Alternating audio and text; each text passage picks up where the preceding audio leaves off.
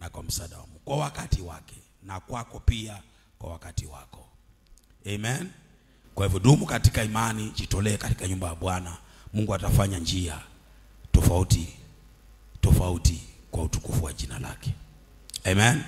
Kwa hiyo tunapojiandaa kwa conference, pia najipanga baada ya crusade ya Ukunda mwezi wa 11 tutaenda kule Kikima kafanya revival meetings ama crusade na revival. Maana huo ndio mwito. Kuishi kwangu, kulala kwangu, kula kwangu ni injili. Lazima tuifanye kazi, maana usiku naja mtu hawezi kufanya kazi.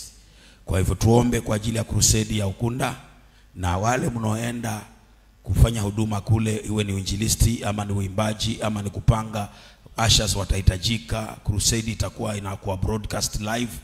Lazima tulinde vyombo, lazima kuwe kuna wanaume pale ambao watakuwa kama security pale, maana tuna broadcast live from Ukunda, maana itatazamwa duniani kote. Bwana asifiwe.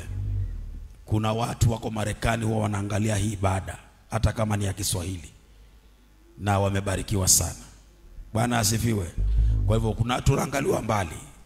Kwa hivyo si kwamba tu, ndio maana ombi letu ni kwamba tuingie kwa television ndio tufikie maelfu zaidi.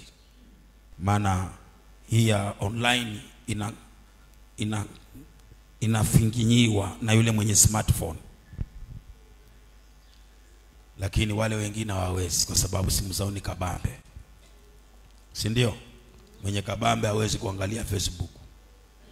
Itafunguka baada ya nusu saa hiyo simu. Bwana asifiwe.